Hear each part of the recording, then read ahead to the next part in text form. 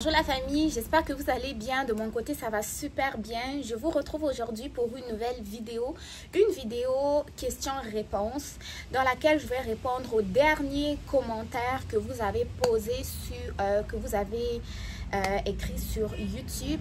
Donc, vous avez été nombreux à me poser des questions sur le nouveau programme pilote pour les étudiants étrangers dans les régions minoritairement francophones.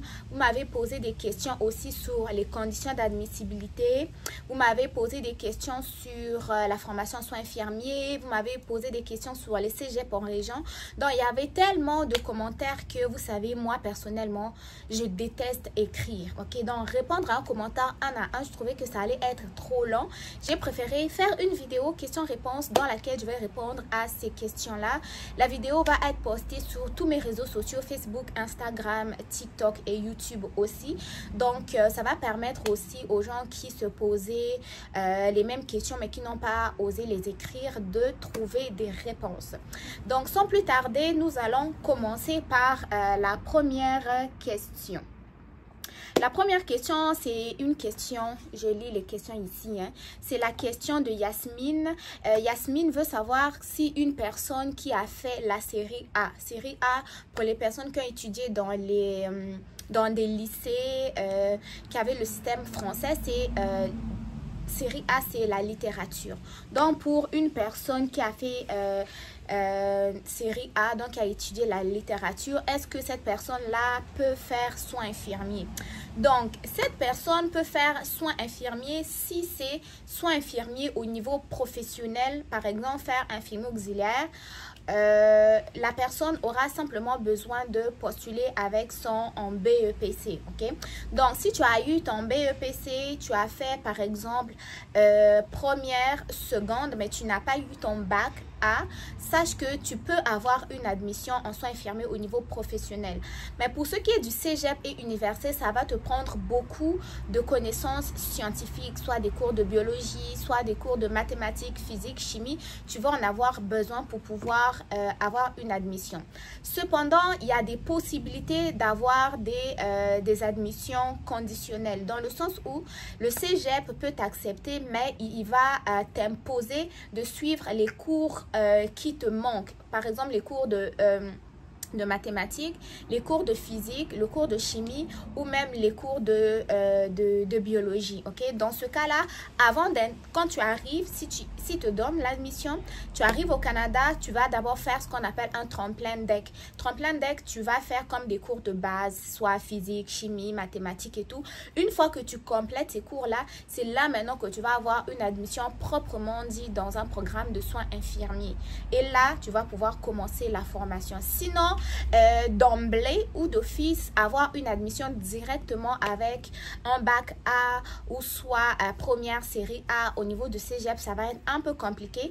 C'est un peu plus facile avec la formation professionnelle, mais c'est pas impossible. Ok, c'est possible, mais les conditions sont différentes tout dépendamment du niveau. Si c'est au niveau professionnel, ça va être un peu plus facile, mais au niveau collégial, un peu plus compliqué parce qu'il faut que tu fasses tes cours de base. Et au niveau universitaire, là, ça c'est encore autre chose, ok? Mais sinon, c'est possible. Deuxième question, ça c'est question il s'appelle Appartement Meuble. Appartement Meuble a dit merci pour la vidéo. Mon souci était la langue de formation. On choisit le Québec à cause de parce qu'on a la possibilité d'étudier en français. Mais pour le nouveau programme pilote d'immigration, le nouveau programme d'immigration ou programme pilote pour les étudiants qui vont étudier dans les régions minoritairement francophones, c'est que les formations que vous allez faire, en fait, il y en a qui sont totalement français et il y en a qui sont en anglais ou des formations qui sont en bilingue, une partie en français ou une partie en anglais, ok? Sachez que dans les collèges qui ont déjà, ou les établissements d'enseignement qui ont déjà signé l'accord avec IRCC, il y en a qui vont offrir des programmes totalement en français et d'autres qui sont bilingues. Mais sachez tout de même qu'il n'y a pas qu'au Québec où vous avez la possibilité d'étudier en français. français. Il y a le Nouveau-Brunswick qui est une province bilingue, officiellement bilingue, qui a l'anglais et le français comme langue officielle. Il y a l'Alberta que nous avons vu également. Sachez que dans tout le Canada, il y a toujours des communautés francophones. Il y a des établissements d'enseignement, même s'ils sont dans une province anglaise, ils vont offrir des programmes en français. Toi, maintenant, ce que tu dois faire, c'est aller regarder dans chacun des établissements d'enseignement choisis pour le moment si le programme qui t'intéresse est en français. S'il est en français au niveau du Nouveau-Brunswick, tu postules. S'il est en français au niveau de l'université Hearst, tu postules. S'il est en français au niveau de l'université de l'Alberta, tu postules. Mais ne soyez pas stressés en vous disant que je viens au Québec parce que c'est là qu'il y a uniquement le français. Il y a le français aussi ailleurs, dans d'autres provinces et territoires canadiennes. Vous, ce que vous devez vous assurer, c'est simplement de savoir si votre programme est en français ou s'il est bilingue. S'il est bilingue, mais vous devez avoir un minimum d'anglais. S'il est francophone au complet, tant mieux. Mais le critère langue là ne doit pas vous stresser. Et ce que je voulais aussi préciser dans la vidéo, c'est que pour être totalement admissible à ce programme-là, c'est que le programme de formation que vous allez choisir lorsque vous voulez postuler pour ce programme doit avoir, en fait, la formation complète doit être faite à 50% en français. Si c'est un DEC technique en soins infirmiers, les cours doivent être donnés 50% en français. Donc, la formation complète doit avoir été effectuée à 50% en français. Parce que le programme lui-même, le but, c'est pouvoir faciliter aux étudiants étrangers d'obtenir la résidence permanente ailleurs qu'au Québec. Okay? Donc, j'espère que je t'ai rassuré un peu. Troisième question, c'est la question de Dibrine. Il me demande, que penses-tu de Chicoutimi? Bon, je n'ai rien de négatif pour Chicoutimi, du positif. Moi-même, j'ai étudié là-bas, j'ai travaillé là-bas presque 4 ans avant de quitter. Il y a l'université, il y a le CG, il y a l'université, il y a le CAC, il y a le cégep de Chicoutimi. Il commence à avoir pas mal d'étudiants étrangers là-bas.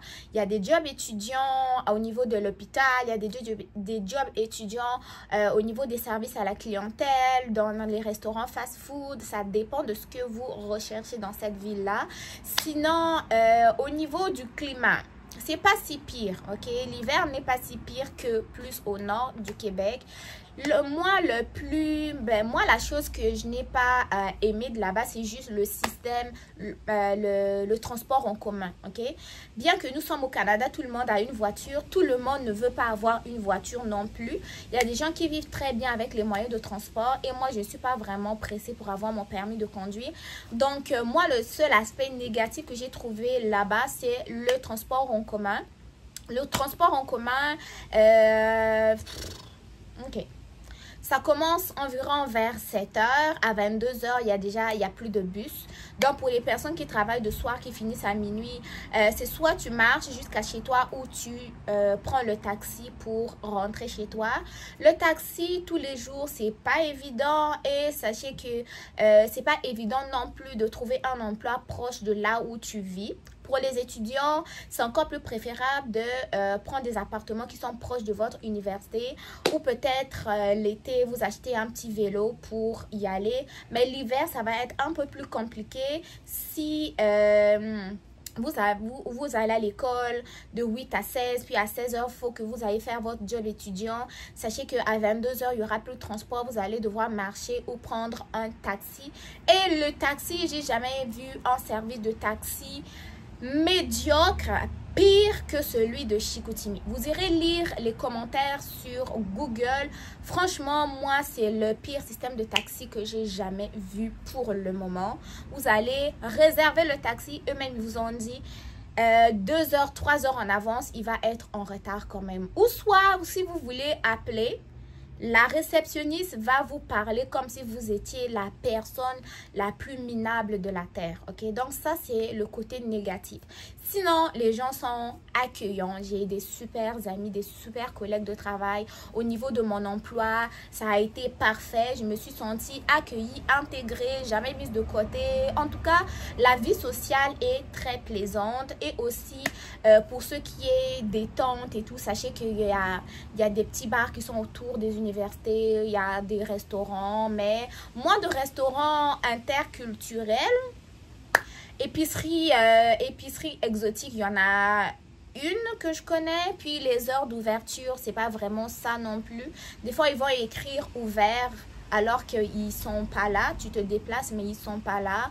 Mais c'est ça quoi. La seule chose que je déplore de cette vie-là, c'est manque de commerce multiculturel, manque de système de transport jusqu'à des heures un peu tard parce que tout le monde ne travaille pas de 7h à 15h ou de 15h à 20h.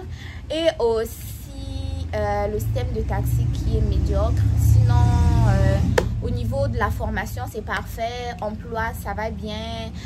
Commence à avoir plus d'immigrants aussi, ça je trouve bien. Les espaces sont grands. Il y a des parcs pour les enfants. La vie est quand même assez chill, hein, d'après mon expérience. Donc, c'est tout ce que je pouvais te dire de Chicoutimi. Quatrième question. Question vient de Carole. Carole, si tu passes par là, j'ai lu ta question. Bonsoir à Lyon, déjà merci pour la vidéo, mais le lien n'y est pas. S'il vous plaît, envoyez le lien de ces cégep pour programme pilote en question.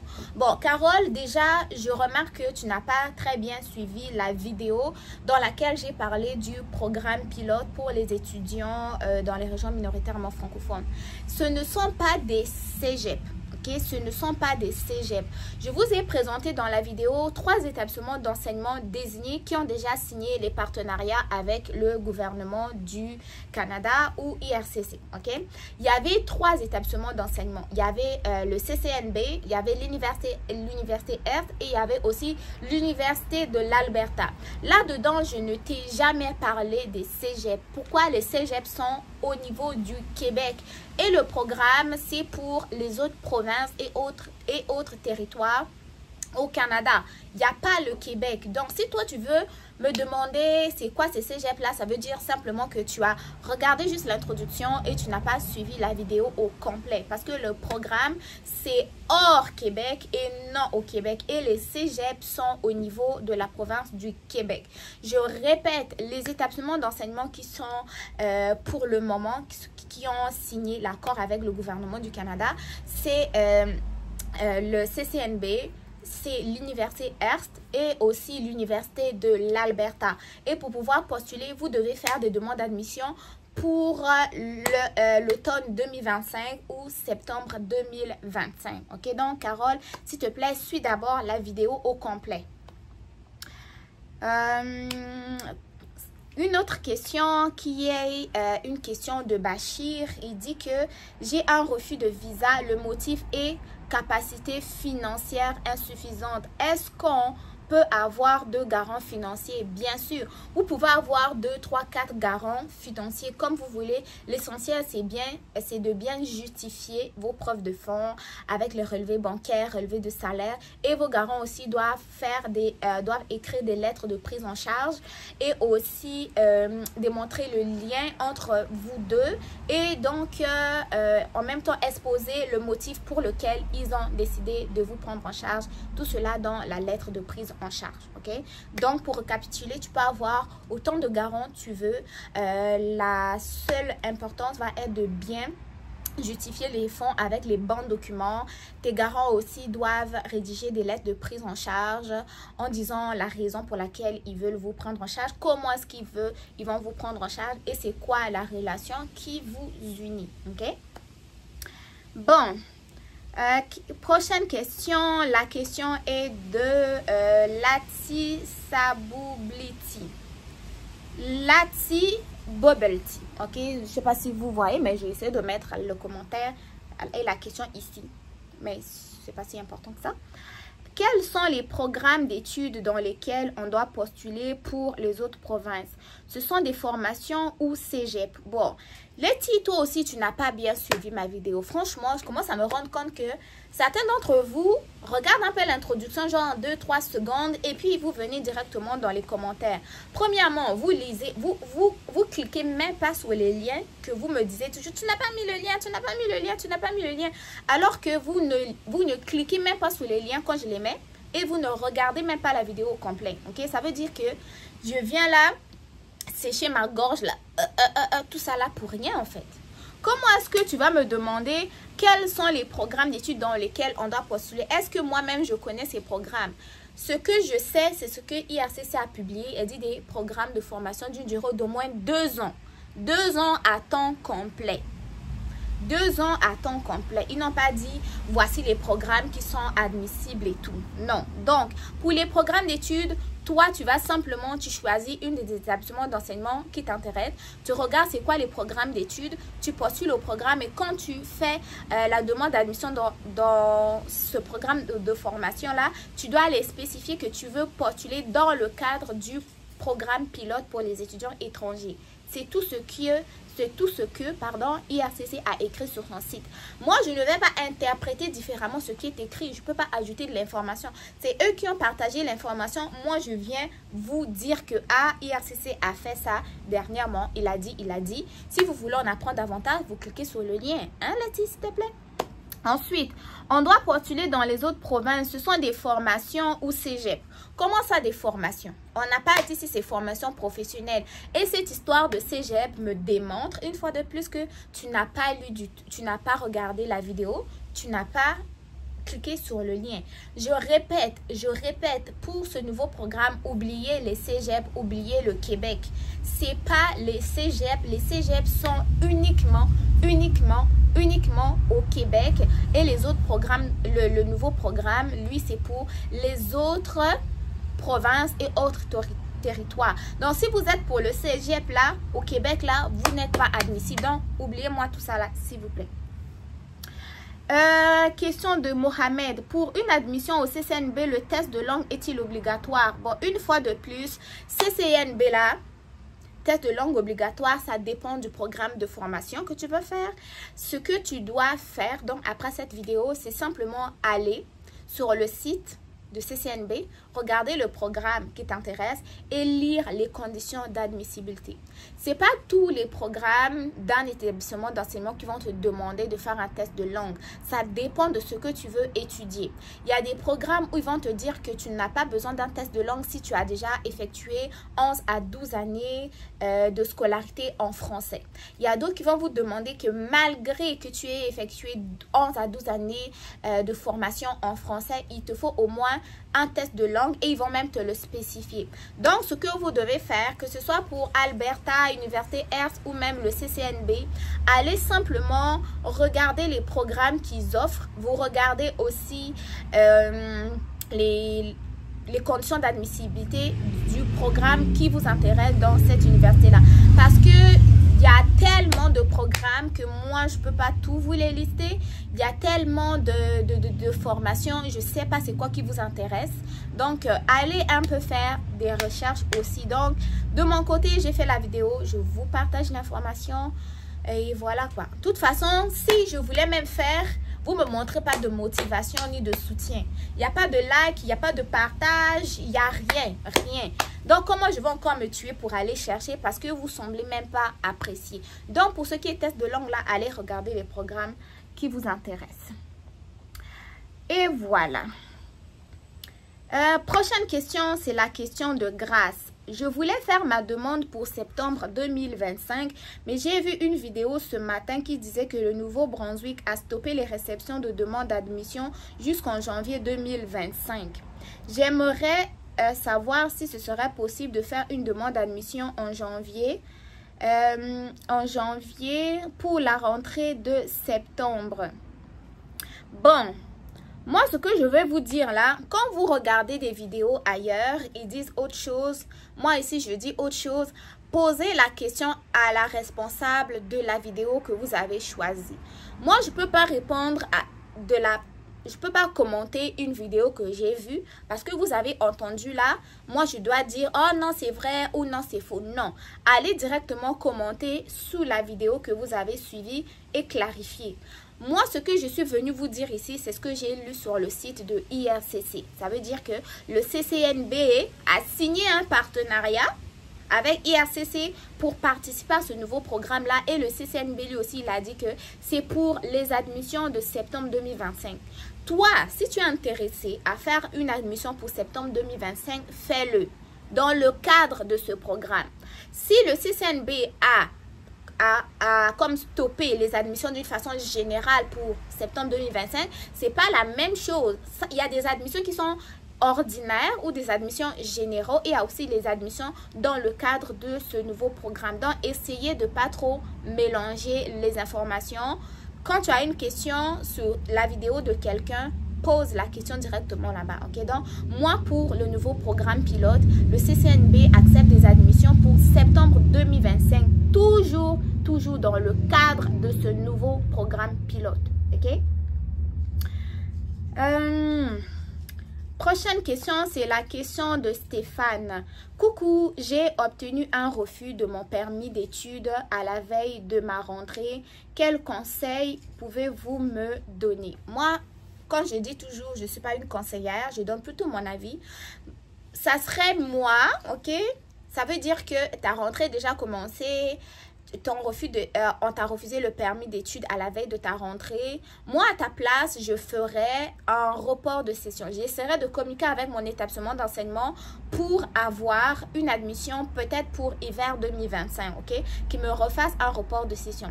Étant donné que tu as déjà un CAQ, pendant qu'ils vont te donner le report de session, toi, tu refais une demande de permis d'études. Donc, si te donne le nouveau permis d'études, dans ce cas-là, tu vas venir pour hiver 2025. Et en cours de formation, si ton permis d'études expire, tu vas pouvoir le prolonger. Okay? Et voilà.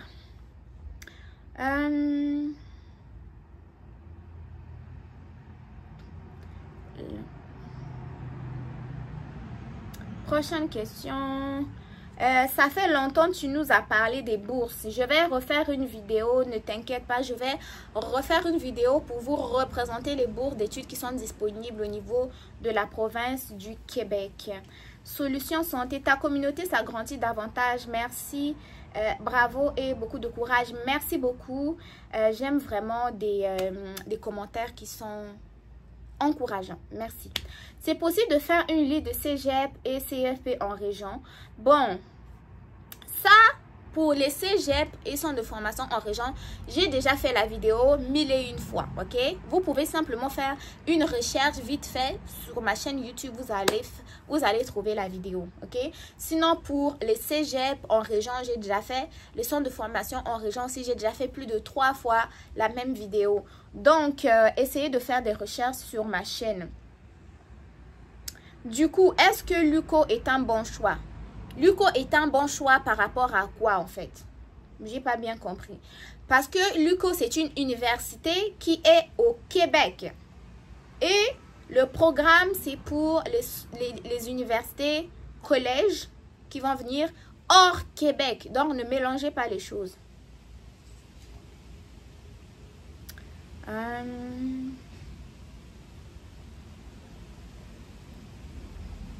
Là, la prochaine question. La prochaine question, c'est la question de Hilary. Hilary, bonjour grande sœur Alliance. Je suis toujours avec beaucoup d'attention toutes tes vidéos. S'il te plaît, je voudrais un éclaircissement. Quand on arrive au Canada par entrée express, donc quand on arrive avec la résidence permanente, parce que entrée express, on vient comme résident permanent, peut-on fréquenter et travailler en même temps? Oui, bien sûr. Quand tu arrives au Canada comme résident permanent, tu fais tout ce que tu veux, à part faire rentrer dans des trucs pour diriger là, je ne vais pas dire le mot ici, et participer aux élections, aller voter, c'est tout. Ou bien occuper certains emplois fédéraux qui nécessitent d'avoir la citoyenneté. Mais quand tu viens comme résident permanent, tu peux travailler plus de 40 heures si tu veux. Tu peux aller étudier tout ce que tu veux. Tu peux étudier à temps partiel, travailler à temps plein comme tu veux. Tu peux tout faire, ok? Tu peux travailler et étudier en même temps, oui. Parce qu'avec Entrée Express, tu viens avec la résidence permanente. Et les résidents permanents ont presque les mêmes droits que les citoyens canadiens. Next question. C'est quoi la prochaine question? Madame, où est le lien? Ça, j'avais mis le lien.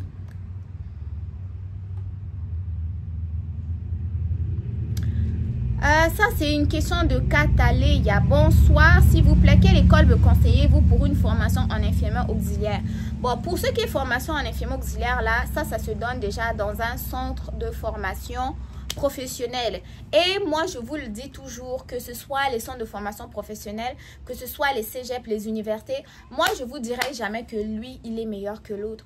Tous suivent un même programme qui a été mis à jour, établi par le ministère de l'Enseignement. Donc, si tu veux une école pour suivre une formation en soins infirmiers, choisis une école qui est dans la ville qui t'intéresse. Tu regardes un peu la communauté étudiante, tu regardes un peu la réputation sur Google. Mais moi, je vous dirais jamais de choisir une école plus que l'autre. Déjà, il n'y a aucun qui me sponsorise. Je ne vais pas faire publicité gratuite et je ne peux pas dénigrer des établissements d'enseignement au profit des autres alors que j'y ai pas étudié là-bas.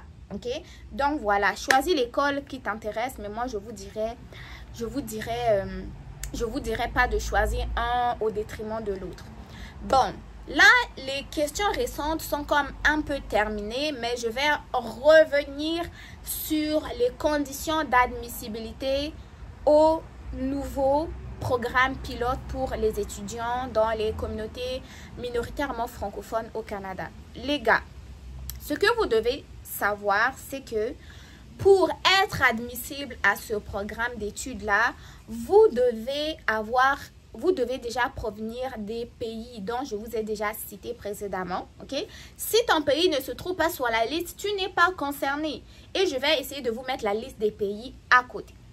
Deuxièmement, vous devez suivre une formation dans un établissement d'enseignement qui fait partie des établissements d'enseignement ayant signé un accord avec IRCC. La formation que vous devez suivre là doit avoir au moins une durée de 2 ans à temps complet et la formation doit se faire au moins à 50% en français. Ça, c'est les critères d'admissibilité. Pour participer à ce programme-là, vous devez également démontrer la preuve de capacité financière, tout dépendamment du groupe d'étudiants dans lequel vous faites partie. C'est quoi les groupes? Je les mettrai encore une fois de plus dans la vidéo quelque part ici. Ensuite, vous n'avez pas besoin d'un CAQ parce que le programme, c'est pour les autres provinces et autres territoires en dehors du Québec. Donc, vous, tous ceux-là qui me parlez des cégep, de l'UQO, UQAC, ULaval, non, non, non, parce que ce sont des établissements d'enseignement qui sont au Québec, donc eux, ils ne font pas partie de ce nouveau programme-là. Ok, donc vous devez très bien comprendre cette partie. Donc, arrêtez de me demander la liste des cégep qui font partie de ce nouveau programme-là. Les cégep sont au Québec et pas ailleurs au Canada. Un autre critère aussi que je devais vous éclaircir, vous avez été nombreux à me dire « Ah, mais nous qui sommes déjà sur le territoire, comment on fait? Ah, moi, je viens d'arriver, je n'ai pas encore commencé à étudier. Est-ce que je peux participer à ce programme? » La réponse est non. Non, non, non, non, non, parce que c'est bien décrit sur le site de IRCC que vous devez vivre. Vous devez vivre, je ne sais pas si vous allez être capable de le lire, mais j'essaierai de mettre le petit mot en vidéo également. Vous devez vivre à l'extérieur du Canada au moment de la demande de l'admission et la demande du permis d'études. Parce que vous faites votre procédure normale, hein, demande d'admission, permis d'études. Il vous évite le CAQ et LAP. Parce que vous savez que pour le Québec, vous avez besoin de CAQ. Pour les autres provinces, vous avez uniquement besoin de LAP. Parce qu'au Québec, LAP fait aussi partie du CAQ. Ok, donc ici, déjà les conditions sont diminuées. Vous avez simplement besoin de la demande d'admission et ensuite votre demande de permis d'études. Donc pour les personnes qui sont déjà sur le territoire, comprenez que vous n'êtes pas admissible parce que au moment de faire votre demande, ok, vous devez vivre à l'extérieur du Canada, ok. C'est ce qui est écrit. Ensuite de ça, tout dépendamment de votre séjour, tout dépendamment du pays où vous êtes, vous allez peut-être passer un examen médical ou pas. Ok, tout cela dépend aussi. Et aussi, tout dépendamment du pays dans lequel vous êtes, vous allez devoir fournir un certificat de police ou pas. Ok, donc tout cela, ça dépend de votre pays. Et aussi, je vais revenir sur les critères de langue. Ok, sur les critères de langue. Pour les tests de langue, poser encore la question. Je vais répondre dans cette vidéo pour la dernière fois. Vous avez uniquement 2 tests de langue qui sont autorisés.